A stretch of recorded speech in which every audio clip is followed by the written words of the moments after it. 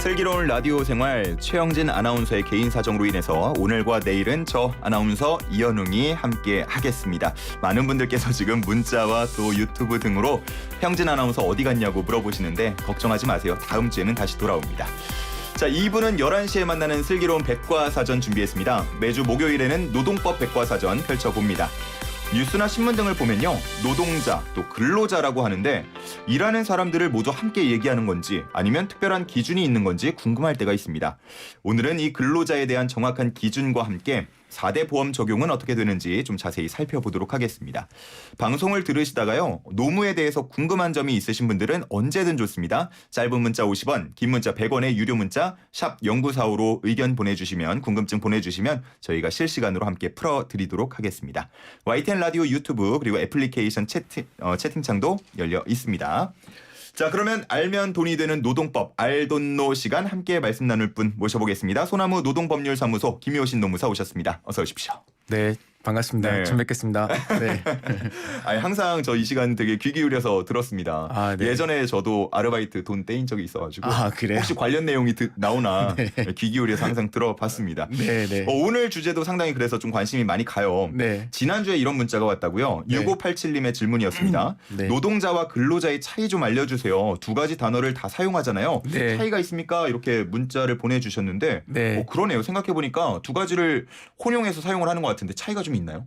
맞습니다. 지금 우리 법에서는요, 네. 근로자라는 용어만 사용하고 있습니다. 법에서는 네, 법에서는 근로자라는 네. 용어만 사용하고 있는데, 사실 여기서 이제 노동자라는 사용을 해야 된다고 이제 말씀하시는 분들이 네. 왜냐? 근로는 조금 사용자의 입장에서 본 수동적인 일하는 사람을 가리킨다. 왜냐하면 근면할 근자에 일할 노자를 쓰기 때문이다. 반면에 노동이라는 거는 더 능동적인 모습을 가리킨다. 일할 노자에 움직일 동자. 그러니까 우리가 노동하듯이 그대로 그냥 그를 하는 사람, 노동을 하는 사람을 노동자라고 자연스럽게 부르자라고 하는 언어 순화 운동이 일어나고, 순화는 뭐 그렇지만 언어 그 운동이 일어나고 있는데 네. 아직 법에서는 근로자라고 그대로 지칭하고 있습니다.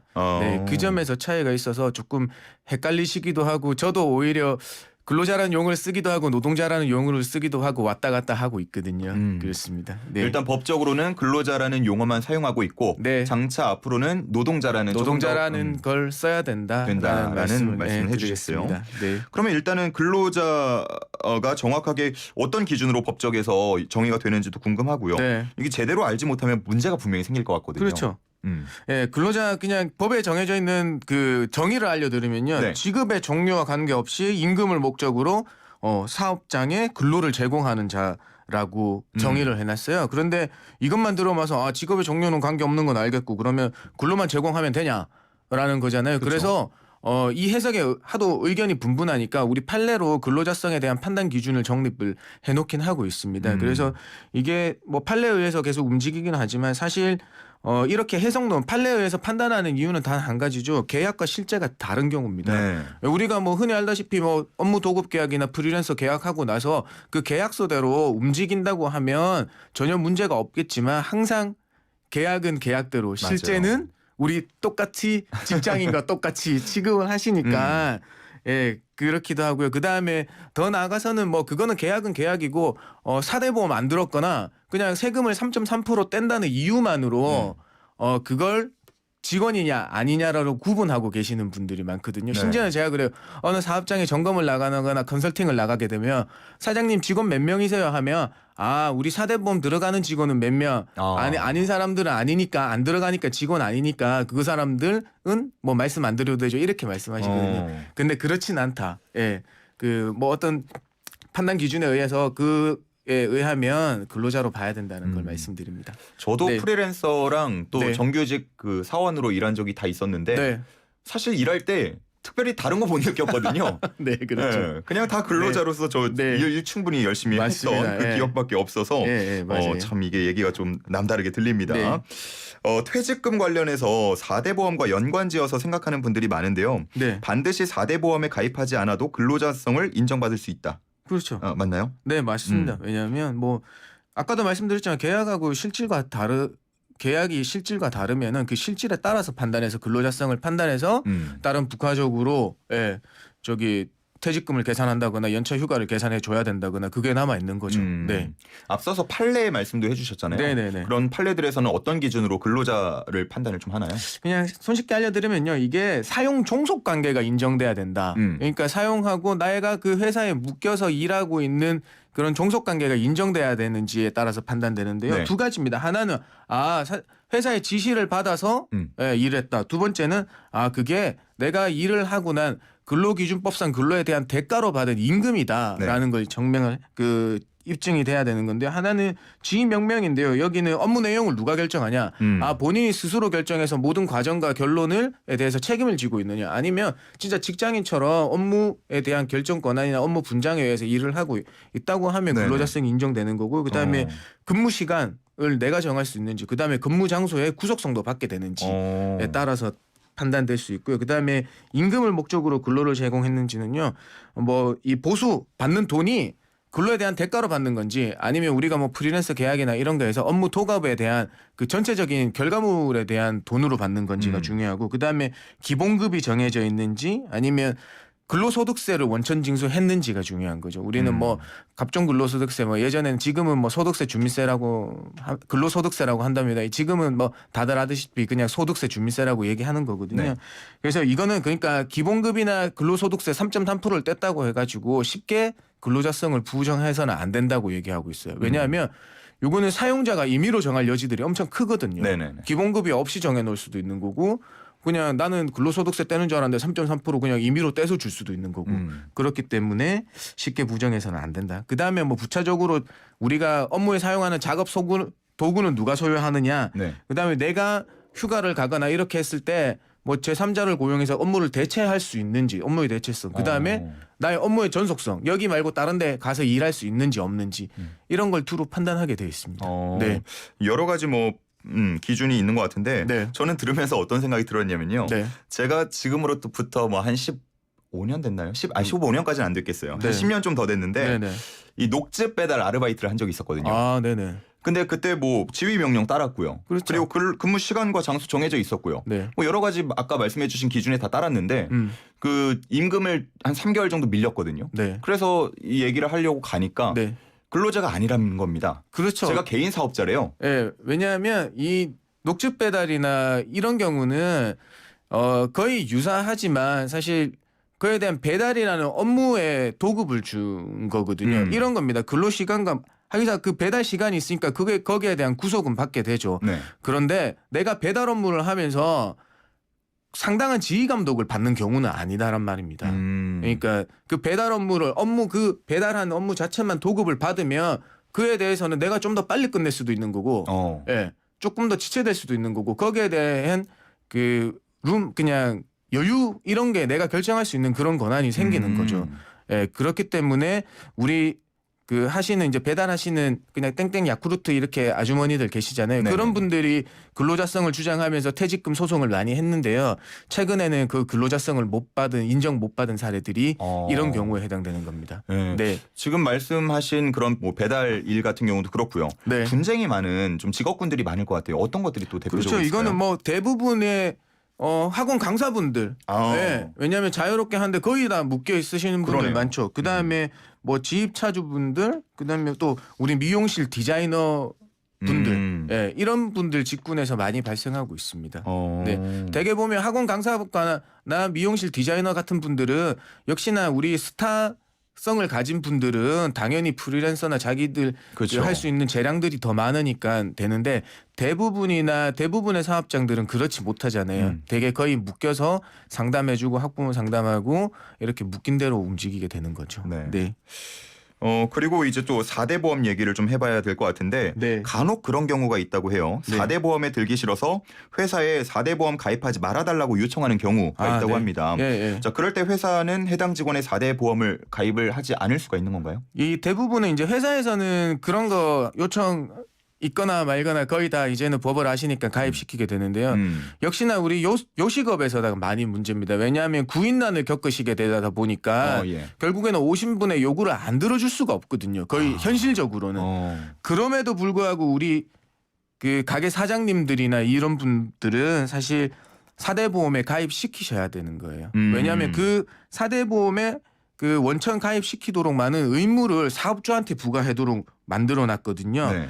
그래서 간혹 가다가 사장님이 이렇게 해서 그렇다면은 그냥 본인이 먼저 요청을 하고 안에 가입을 시키지 말라라는 요청을 한 거에 대한 각서나 뭔가 확인서 같은 걸 받아놓으면 되지 않느냐 이렇게 반문하시는 분들이 있으신데요. 그거는 사실 아무런 효력이 없습니다. 없어요. 예, 왜냐하면 원천 의무 강제 직원이라고 하면 당연 가입으로 해놨기 때문에 사장님 그리고 가입시켜야 되는 신고 의무는 사업주한테 부과해놨기 때문에 안 되면 나중에 뭐 그 퇴사하는 경우에 많은 분쟁이 많이 발생하게 돼요. 그러니까 소급해서 부담을 해야 되는 거고 그 근로자 부담금은 다시 근로자한테 그냥 그대로 받으면 좋지만 안 준다고 하면 민사 소송을 통해서 다시 받을 수밖에 없는 아주 번거롭고 지루한 과정들이 남아 있거든요. 네, 그래서 정말 웬만하면 그냥 가입시키는 게 맞다. 지금은 왜냐하면 4대 보험공단에서 이제 그런 사업자로 신고하시고 뭐 1억만 막 계속 신고하시는 분들에 대한 그런 조금 모니터링이 강화되어서 좀 가입하시는 게 제일 맞다고 말씀을 드리겠습니다. 네. 그렇지 않아도 이런 거를 조금 엄격히 하는 분위기가 형성돼 있다고 느끼는 게 네. 제가 이제 전 직장이 여행업 쪽이다 보니까 예. 지금 같이 있던 동료들이 무급휴직을 하는 경우가 많습니다. 그렇죠. 근데 그걸로는 생활이 안 되니까 네. 다른 일을 하려고 하는데 네. 4대 보험에 결국 중복 가입을 하면 안 되니까 또. 그렇죠. 요거는 이제 지원금하고 연관돼 있어서 그래요. 그 네. 이제 여행사에서 다니시는 분들이 고용유지 지원금이나 무급휴직을 하더라도 무급휴직 지원금을 받으시니까 그렇죠. 그 원사업장에서의 고용을 유지하고 있다는 걸 쭉 가야 되는 거거든요. 그래서 요거는 조금 더 장기화돼서 좀 풀어줘야 되는 거 아닌가 싶어요. 왜냐하면 고용 유지해서 그냥 그쪽에서 가입을 시켜 놓더라도 이분의 생계를 더 이어나가야 네, 되는 그러니까요. 거니까 일시적이나 그런 일용으로 신고하는 부분에 대해서는 하나에만 꼭 가입을 해야 되는 걸 고수할 필요가 있나 조금 아쉬운 점이 있습니다. 말씀해 주신 대로 네. 지원금이 나오고 있긴 한데 그렇죠. 사실 이게 원래 받던 임금 수준에 비하면 네. 굉장히 낮은 편이고. 맞습니다. 왜냐하면 이제 정부에서도 할 말이 있는 게 부정수급을 방지하기 위한 차원에 또 있는 거다. 여기서는 그러면 고용 유지한다고 놓고 이 사람 다른 데 다 가서 일한다고 생각해봐라. 그렇죠. 또 그런 것도 있죠. 이건 어떻게 방지할 거냐라는 반문이 나오거든요. 어려운 문제입니다. 진짜 어려운 문제네요. 지금 세태도 어려우니까 이런 것도 더 어려워지는 것 같아요. 네. 알겠습니다. 4대 보험에는 정확하게 어떤 것들이 있는지 4대 보험료에 대해서 좀 더 알아야 할 이유를 좀 같이 좀 설명을 해주시면 좋을 것 같아요. 네, 4대 보험 하는데요. 사실 4대 보험은 국민연금, 건강보험, 고용보험, 산재보험입니다. 이 중에 산재보험은 사업주의 100% 부담으로 이루어져서 결국에는 우리 근로자분의 그 급여에서 공제되는 부분은 국민연금, 건강보험, 고용보험인 거예요. 네. 그러니까 국민연금은 신고한 보수의 4.5%, 그다음에 건강보험은 3.335%, 그다음에 고용보험은 0.8%가 이루어지는데요. 이게 중요한 경우는 이런 거예요. 내 월 보수에 맞게 그냥 신고를 하고 거기에 대한 공제가 정상적으로 이루어지면 되는데 간혹 가다가 보면 회사에서 왜냐하면 회사 부담금이 50% 있다가 보니까 회사에서 근로자분 모르게 신고 금액은 적게 신고하고 도리어 공제는 월급에다가 보험료율을 매겨서 공제를 더 해버리는 경우가 있거든요. 네네네. 이런 경우 때문에 우리 근로자분이 그러니까 공제가 제대로 돼 있는지 확인하실 필요가 있는 거고요. 이거는 뭐 물론 계산에서 요율 넣어서 계산해 보셔도 되는 거지만 기준 소득 월액이나 보수가 얼마나 신고되어 있는지에 대해서는 각 공단의 사이트에 들어가 보시거나 아니면 전화해서 알아보실 수 있으니까 한 번씩 챙겨 보셨으면 좋겠어요. 알겠습니다. 저희가 처음에 뭐 근로자 노동자의 차이를 말씀을 하면서 시작을 했는데 네. 월 보수라는 표현을 쓰잖아요. 네, 이 네. 보수는 임금을 얘기하는 건가요? 아닙니다. 임금은 사실 우리 근로기준법에서 얘기하고 있는 근로에 대한 대가로 받는 모든 금품을 얘기를 하는 거고요. 네. 우리 4대 보험이나 그 세무서 쪽에서 얘기하는 보수나 이런 건 그 세법에 의한 겁니다. 어떤 거냐면 같은 월급이라도 기본급과 식대 차량 유지비로 나눠져 있는 데가 있어요. 여기서 보면 같은 200만 원을 가지고 그냥 그 기본급 180만 원, 식대 10만 원, 뭐 그 육아수당 10만 원 이렇게 분류를 해놓는다고 하면 식대와 육아수당은 비과세거든요. 과세를 하지 않는다. 네. 예. 그러니까 소득이라고 하는 거는 과세, 비과세 소득을 제외한 나머지를 얘기를 하니까 신고는 결국에는 200만 원을 가지고 하는 게 아니라 180만 원만 신고하게 되는 거거든요. 예, 그런 경우를 가지고 보수라고 얘기할 때는 비과세 소득을 뺀 나머지를 얘기를 한다라고 알고 계시면 돼요. 네. 네. 자, 이렇게 노무 상담 함께 하고 있는데 네. 6635님께서는 이런 질문을 좀 보내주셨네요. 회사가 어려워서 급여가 20여일씩 늦게 5개월 동안 나오고 있다고 합니다. 자, 그러다 보니까 카드 연체 그리고 연체료가 발생해서 신용등급 하락까지 손해를 보고 계시대요. 회사에 손해배상 청구할 수 있나요? 이렇게 질문을 주셨습니다. 예, 요거는 이제 사실 손해배상 청구하실 수는 법상으로는 하실 수 있습니다. 지연이자 왜냐하면 그 임금 정기 지급일 전에 지급받지 못하는 것도 임금 체불에 해당되는 거고요. 그 체불 기간 동안에는 연 15%에서 20% 뭐 물론 연 20%라고 법에는 정해놨습니다만은 그 지연이자를 청구할 수 있는 거거든요. 네. 근데 이게 지연이자를 청구하려면 결국에는 소송으로 가도록 해놨어요. 뭐 노동부의 신고에 의해서 하는 게 아니고 뭐 회사에 청구하시더라도 회사가 그래 법에 그렇게 돼 있으니까 줄게 하면 그대로 받으실 수는 있죠. 근데 사실 어느 회사가 그런 지연이자를 쉽게 주는 데는 없거든요. 그래서 조금 회사에 임금 체불이 발생하면 이분과 마찬가지로 경제적으로 어려운 점들이 막 연쇄적으로 발생을 하는 거거든요. 하지만 아직까지는 조금 여기에 대한 보완책이나 대책은 사실상 거의 없는 걸로 봐야 된다라는 맞습니다. 안타까운 상황입니다. 이게 참 그냥 근로자로서 혼자의 그 피해를 뭐 회사를 상대로 상대하기가 맞습니다. 너무 어려운 것 같습니다. 그리고 실질적으로는 이제 임금 정기 지급일을 위반하고 20일 뒤에 지급한 거니까 임금 체불에는 해당돼요. 그 임금 체불 죄를 물을 수는 있죠. 하지만 20일 뒤에 임금은 수령을 하셨으니까 그 뭐 20일 뒤에는 체불은 사라지는 거거든요. 그 임금에 대한 채권은.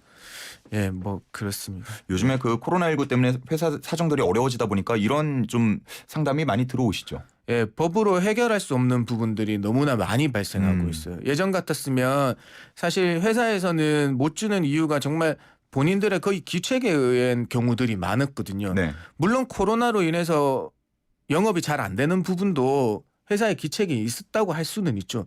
그런데 이거는 뭐 정말 대재앙이니까 그렇죠. 이 대재앙에서는 회사나 사장님들이나 어떻게 할 수 있는 여력이나 능력들이 한계가 있으니까 그렇다고 우리 근로자분은 그대로 있을 수도 없고 한편으로는 다 이해를 하시면서도 이 상황들이 다 불편한 거예요. 정말 다 정말 불편한 지금.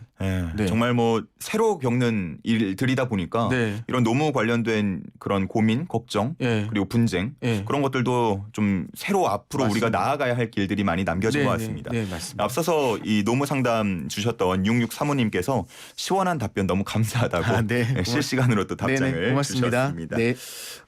마지막으로 짧게 요거 하나 여쭤볼게요. 6029님께서 얼마 전에 두루누리 사회보험이란 걸 봤는데 이게 뭔가요 하셨네요. 저도 이거 처음 들어보네요. 네. 두루누리 사회보험은요. 국민연금과 건강보험료를 지원을 해준다는 겁니다. 근데 지원을 해주는 조건이 걸려 있습니다. 근로자 10명 미만 사업장이어야 되는 거고요. 그다음에 그 미만 사업장에서 월 보수가 215만 원 미만이신 분들이어야 되는 거예요. 그래서 그 월 보수라고 하면 아까는 뭐 식대나 이런 거 비과세 제외하고 215만 원 미만이니까 214만 원까지만 되시는 거예요. 그래서 국민연금 보험료에 지원하는 건데요. 최대는 신규 가입자 같은 경우에는 5명 미만에서는 최대 90%까지 지원되고요. 기가입자 같은 경우는 최대 30%까지 지원을 되는 겁니다. 이거는 근로자분만 받으실 수 있는 게 아니라 우리 사용자하고 근로자 직접 받으실 수 있어요. 근데 이게 폐해가 한 가지 있어요. 지원을 받으시다 보니까 나중에 은행에 대출 받으실 때 그 국민연금료 기준소득 월액이나 납부 내역대로 왔을 때 대출의 한도에 제한이 걸릴 수도 있어요. 조금 지원을 받아서 잘 알아보시고 해당되는 분들이라고 하더라도 잘 알아보시고 이용을 하셔야겠습니다. 원천징수 영수증이 없을 때를 말씀드리는 겁니다.